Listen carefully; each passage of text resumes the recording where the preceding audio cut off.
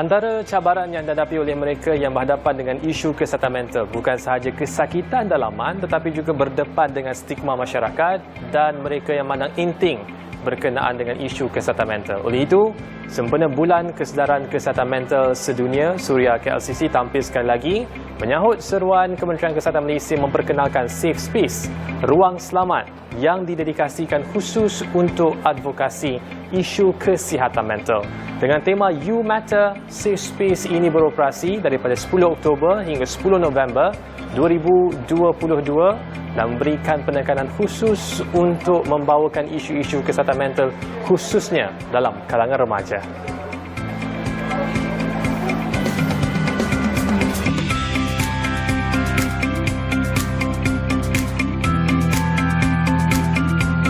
In Safe Space, discussion panels, information talks and general information around on a daily basis, as well as our calm room.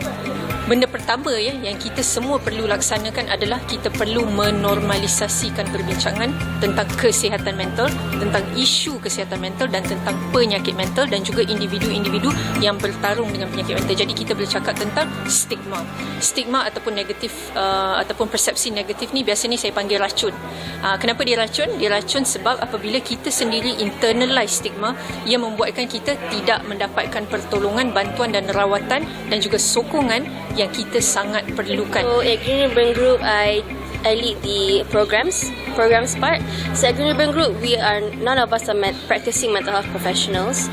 But we feel that it's a strength. I think generally or traditionally, people would see if I the mental NGO, then people would think of services. But instead of a service-based approach, we champion a community approach. And what that means is essentially that we believe people of the community, you, me, everyone, can also become a resource to mental health care. Kita tahu prevention kan, pencegahan sentiasa lebih baik, lebih menguntungkan daripada rawatan.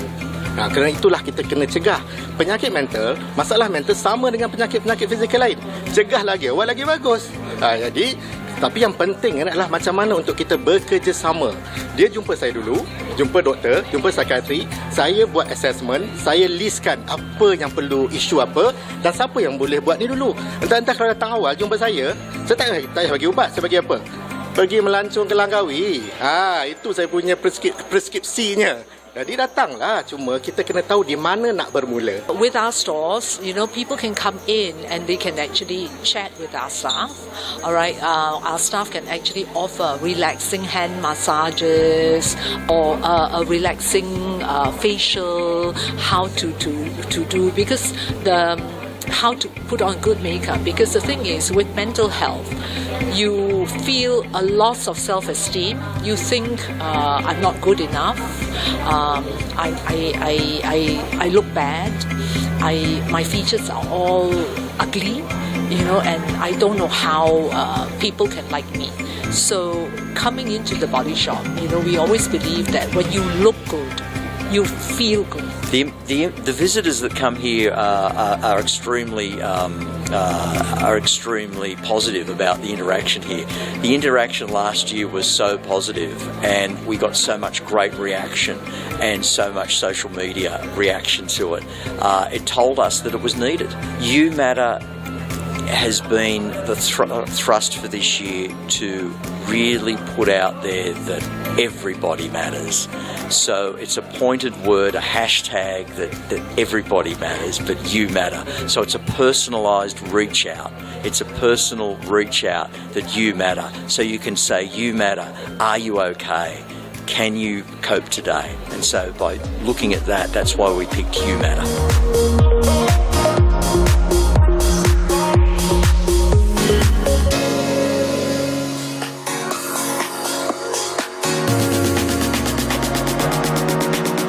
Assalamualaikum dan salam sejahtera. Darah Muda musim baharu dibawakan kepada anda dengan kemeriahan set yang ditaja oleh Majlis Reka Bentuk Malaysia MRM yang merupakan sebahagian daripada agensi di bawah Kementerian MITI dan ia direka oleh pereka muda Muhammad Suja Asbullah dan mendapat pengiktirafan Malaysia Good Design Awards dan dikeluarkan oleh syarikat tempatan Furniture Industri Sedia Berhad. Dan untuk malam ini, kita berikan tumpuan berkenaan dengan Simposium Inspirasi Kerjaya Anak Muda Peringkat Negeri Sabah 2022. Dan kita langsung sahaja bersama-sama dengan tetamu yang akan berikan kupasan lanjut berkenaan dengan simposium ini.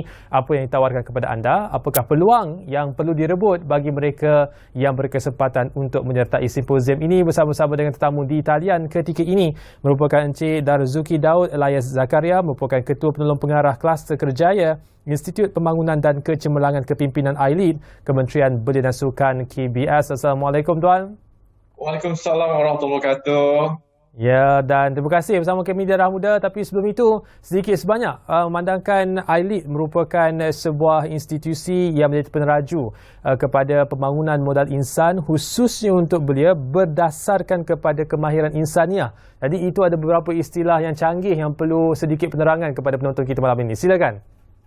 Okey, bismillahirrahmanirrahim. Assalamualaikum warahmatullahi wabarakatuh. Terlebih dahulu, saya mewakili ILEAD mengucapkan terima kasih kepada Darah Muda Bernama TV di atas kesudian menjemput saya bagi membicara berkenaan Simposium Kerjaya Anak Muda Sabah pada malam ini. Untuk soalan yang pertama berkenaan dengan kemahiran insaniah yang ditawarkan oleh ILEAD, iaitu kami di ILEAD ada 4 kluster. Pertama adalah kluster kepimpinan, kluster kenegaraan, kluster modal insan dan kluster kerjaya.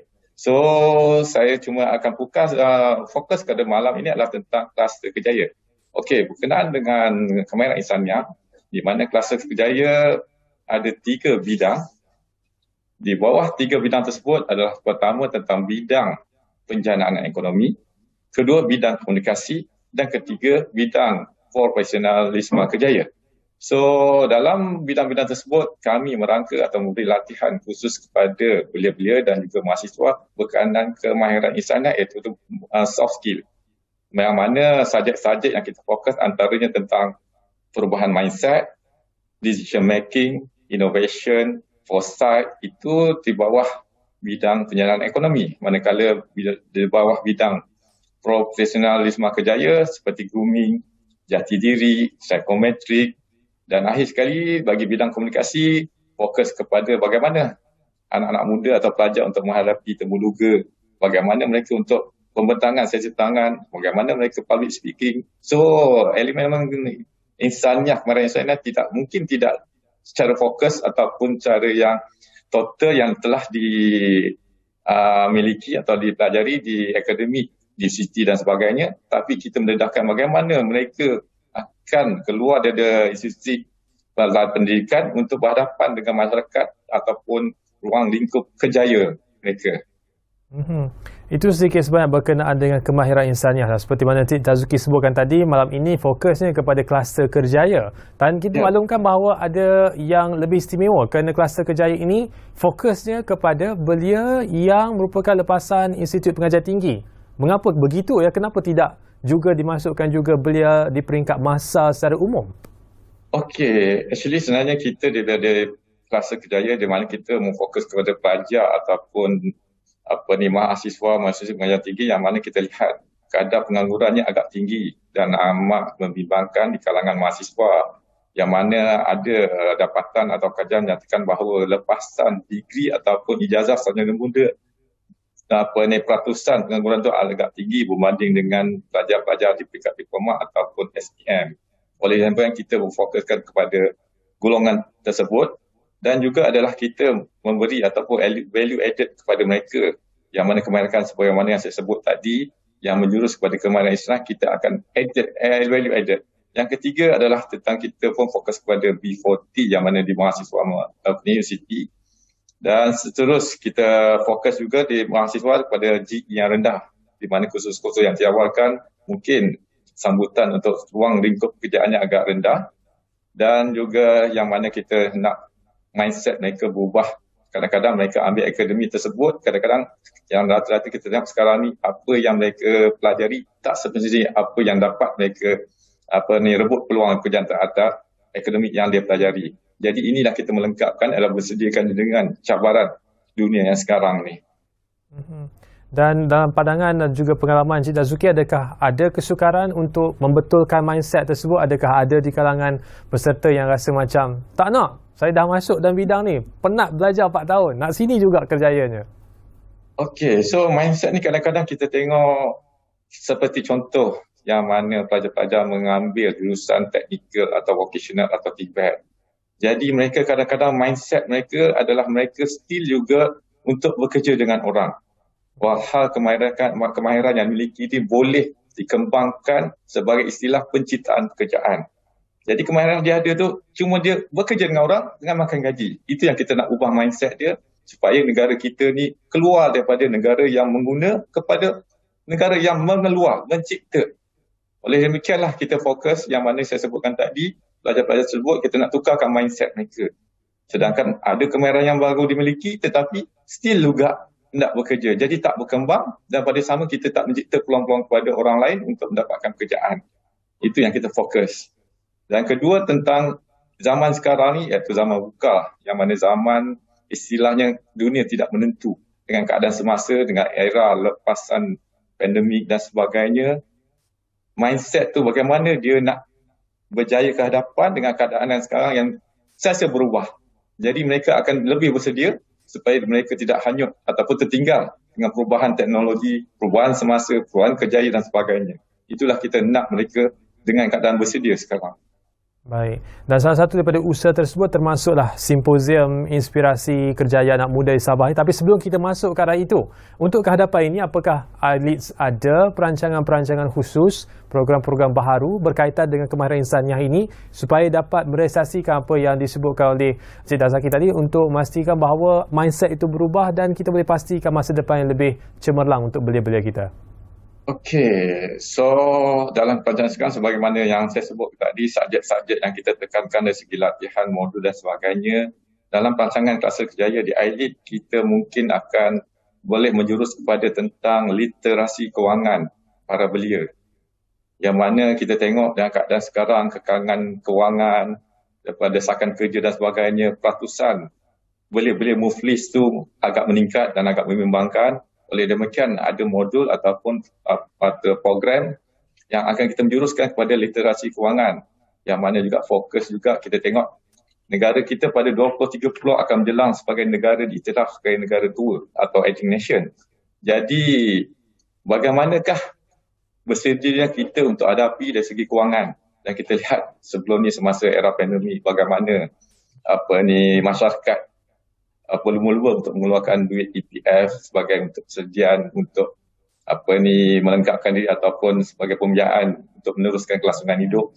Oleh sebab kita tengok pun dapat kita dapati bahawa literasi kewangan di kalangan belia tu agak membimbangkan. Jadi fokus kita akan menjurus kepada itu juga.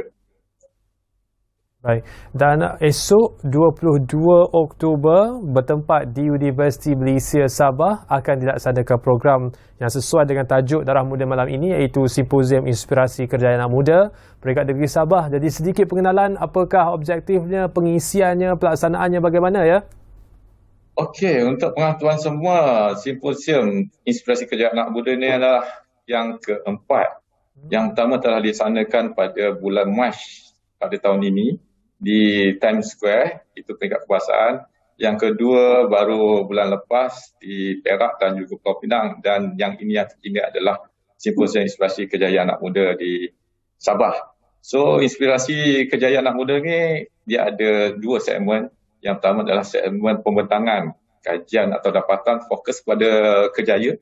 Yang kedua adalah sesi perkongsian bersama influencer ataupun ikon berkenaan dengan plenary. So pembentangan yang akan dilaksanakan fokus kepada contohnya kajian dapatan tentang foresight kerjaan masa kini, digitalization, bagaimana peluang-peluang yang perlu direbut. Ketika ini kadang-kadang kita tengok kadang-kadang kerjaan yang telah mungkin yang tidak sesuai pada zaman sekarang, dan manakala ada pekerjaan yang baru-baru wujud yang boleh memberi impak yang tinggi dan perlu direbut oleh para belia, di sinilah platform yang terbaik bagi kita memberi maklumat yang terkini, berkongsi pengalaman, berkongsi kejayaan dan sebagainya. Itulah tujuan asal antara simposium Kerjaya Anak Muda ini yang kita bawakan pula di negeri Sabah. Ya, jauh di Borneo, Sabah, dan ini merupakan siri keempat seperti mana yang disebut oleh Encik Dazuki. Tapi untuk kali ini, apakah ada keistimewaan tertentu berbanding dengan pelaksanaannya di negeri-negeri lain? Okey, untuk pengetahuan uniknya Sabah ini, di Sabah semua ada dari segi bentuk muka bumi. Di Sabah ada gunung, di Sabah ada pelancongan, di Sabah ada seafood dan berbagai-bagai. Bermakna di Sabah ni unik yang boleh diterokai ataupun dikembangkan. Yang mana kita fokus di Sabah ada beberapa fokus antaranya dari segi pelancongan, kedua daripada digital, ketiga daripada pelancongan pertanian moden, pertanian pintar. Yang mana kita tengok kalau pelancongan, kalau kita pergi Kundasang dah menjadi satu hub pelancongan yang agak memberangsangkan. Kalau saya ada tanah di Kundasang, saya rasa saya boleh buat duit. Sebab di sana boleh menjadikan satu industri yang pelancongan yang amat bagus, yang mungkin boleh diterokai oleh anak muda. Mungkin mereka ada tanah daripada keluarga, tanah pusaka dan sebagainya, tapi mereka tak nampak bagaimana untuk dimajukan. Contohlah itu dari segi pelancongan. Dan juga pembentang-pembentang yang kita bawa atau yang kita pamerkan semasa simposium ini adalah semua daripada anak-anak ataupun ikon-ikon yang telah berjaya, anak jati Sabah. Jadi mereka lebih memahami selok-belok, intipati dan sebagainya tentang budaya Sabah. Jadi penerimaan daripada peserta agak mudah. Itu daripada segi pembentangan. Yang kedua dari plenary yang mana kita bawakan ada 3 ikon-ikon, semua daripada Azizul kenaan dengan Aqua Farm di Kundasang. Kedua tentang Run Rider, yang ini bagaimana dibuat aplikasi tentang bagaimana seperti Fanda Food tapi fokus pada Sabah, dan juga daripada pelancongan. Jadi mereka berkongsi pengalaman, berkongsi idea bagaimana nak kembangkan di Sabah. Itu yang saya katakan Sabah ni ada unik. Mereka memiliki hasil bumi yang boleh diterokai untuk dimajukan untuk anak bangsa Sabah. Baik. Itu apa yang istimewa yang ada di Sabah berbanding dengan pelaksanaan pada negeri-negeri sebelumnya. Tapi saya juga harus tanyakan soalan ini dengan nada yang sedikit nakal. Kenapa mesti dilaksanakan yang keempat di Sabah? Kenapa tidak di tempat lain yang keempat ini? Sebagai contoh, hari ini Encik Dazuki, antara frasa yang terkenal Perak dan Tambun. Kenapa tidak dibuat di sana untuk siri keempat ini? Kenapa mesti Sabah? Okey, di Tambun kita baru je buat. Memang buat. Dah buat, memang buat. Tapi di Sabah kita, ialah sebagaimana Sabah pun di dalam Malaysia, jadi kita tak nak tinggalkan di Borneo, di Sabah, sekarang mereka dapat apa yang kita dapat di Semenanjung di negeri lain, kita sertakan semua sama simposium ni, supaya mereka dapat bersama-sama merebut peluang yang kita tawarkan. Dan itu jawapan kepada mengapa mesti di Sabah. Dan bila kita pergi lebih mendalam berkenaan pelaksanaan sepanjang hari esok ini, apakah aktiviti-aktiviti lain selain daripada sudah disebutkan di awal tadi yang menarik untuk makluman penonton-penonton kita? Okey, yang menariknya besoknya ada 5 pembentangan. Yang pertama daripada Dozer, kita berkaitan dengan foresight in career dekat Sabah, fokus foresight career. Yang kedua tentang pertanian pintar, yang mana teknologi pertanian pintar sebagai app, bagaimana boleh-boleh mudah menggunakan app sebagai platform bagi pertanian. Yang ketiga adalah daripada peluang percabaran dan peluang ekonomi belia. Yang keempat daripada pekerjaan belia Malaysia, yang ini satu-satunya di bawah daripada IRIS daripada Kementerian Belia dan Sukan daripada Semenanjung. Itu je satu pembentangan. Yang kelima adalah daripada digital ekonomi, peluang perniagaan dan pekerjaan. Ini dibawa daripada Universiti Malaysia Sabah sendiri. Bermakna ada 5 pembentangan. Selepas 5 pembentangan tu akan ada satu majlis perasmian yang mana akan disempurnakan oleh YBND, iaitu Pembantu Menteri Belia dan Sukan Negeri Sabah. Dan selepas saja perasmian telah disempurnakan, pada sebelah petang akan berlangsungnya satu sesi plenary yang mana melibatkan sebagaimana yang saya sebutkan 3 plenary yang kita bawa untuk berkongsi pengalaman kejayaan. Sebab dari situ kita akan tengok rata-rata bila kita dengar orang berjaya memang belia amat suka dengar kejayaan, tapi mereka tidak tahu bagaimana pahit dan jerihnya ikon tersebut nak berjaya. Jadi situ dah ada kongsi jatuh bangunnya bagaimana dia mencuri perniagaan atau kejayaan yang dia hadapi. Itu sesi plenari. Dan pada sama juga ada berlangsungnya pameran, ada 10 tapak pameran kejaya seperti Dozem, Universiti Malaysia Sabah itu sendiri, Perkeso, daripada Sedia, daripada Persatuan Pencipta Sejarah Sabah dan sebagainya. Dan istimewa juga daripada pihak Perkeso melangsungkan temu duga terbuka daripada majikan sekitar Sabah, yang mana rata-rata peserta boleh sambil untuk berserta sekali dalam simposium, malah boleh juga melakukan atau melaksanakan sesi temu duga bersama pihak Perkeso yang mana telah dibawakan bersama majikan. Dan itu berkenaan dengan pembentangan, dan pastinya pembentangan ini sangat data-centric, ya, sangat memberikan gambaran yang lebih jelas berkenaan apa yang situasi berlaku berdasarkan kepada pembentangan berasaskan kepada data. Oleh itu, manfaatnya itu pastinya kita hanya fokus kepada mereka yang boleh hadir. Bagi kita di Semenanjung ini, adakah ada ruang untuk dapat turut serta dalam simposium yang akan dilaksanakan 22 Oktober ini? Okey, untuk pengetahuan juga, dapatan bukan hanya kepada peserta, malah juga sebelum ni kita ada buat di Kuala Lumpur di Times Square, yang mana kita fokus yang kehadiran tu bukan hanya peserta tapi kepada policy maker ataupun berbawah dasar, tak kira daripada kementerian, agensi swasta ataupun mana-mana badan, yang mana bila mereka mendapat apa yang telah kita bentangkan terhadap kajian, jadi mereka boleh inline apakah program yang sepatutnya mereka ubah ataupun streamkan dengan keadaan semasa. Yang itu telah kita buat sebelum ini supaya program-program itu adalah program yang bersesuaian dengan situasi semasa. Okey, itu yang di Semenanjung lah. Dan untuk isu ini memang penyertaannya... Soalan tadi saya terlupa tentang bagaimana daripada orang Semenanjung boleh sama-sama melihat program simposium ini berjaya dilaksanakan. Untuk pengetahuan, pada besok akan juga kita sertakan secara FB streaming, yang mana rata-rata penonton-penonton bolehlah mengikuti di web kami di iLead Facebook. So itu ruang untuk semua orang dapat manfaat daripada pembentangan-pembentangan akan dibuat esok ini. Dan sebelum kita berpisah, kita ingin berikan ruang seluasnya kepada iLead untuk menyatakan apakah hasrat dan mungkin untuk jangka masa panjang bagaimanakah simposium seperti ini benar-benar boleh memberikan manfaat kepada belia di seluruh negara. Silakan.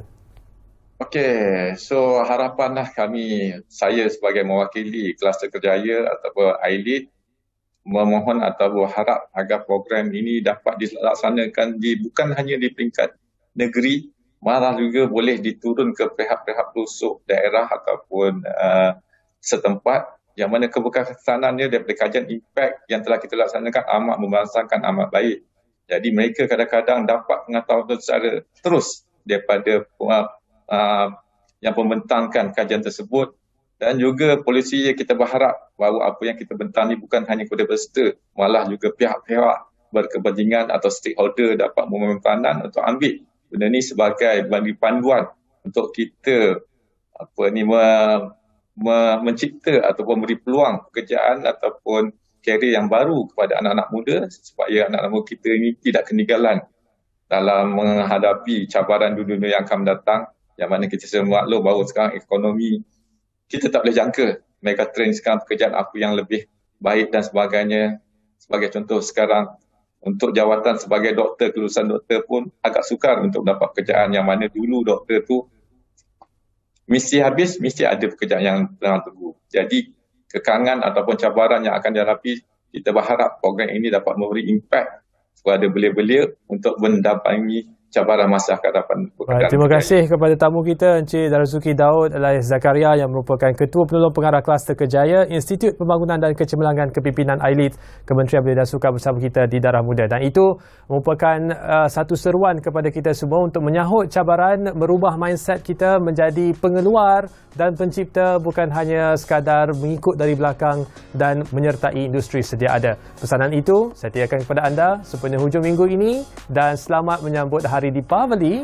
Daripada kami, Darah Muda, saya Irfan Faruqi. Sampai jumpa lagi.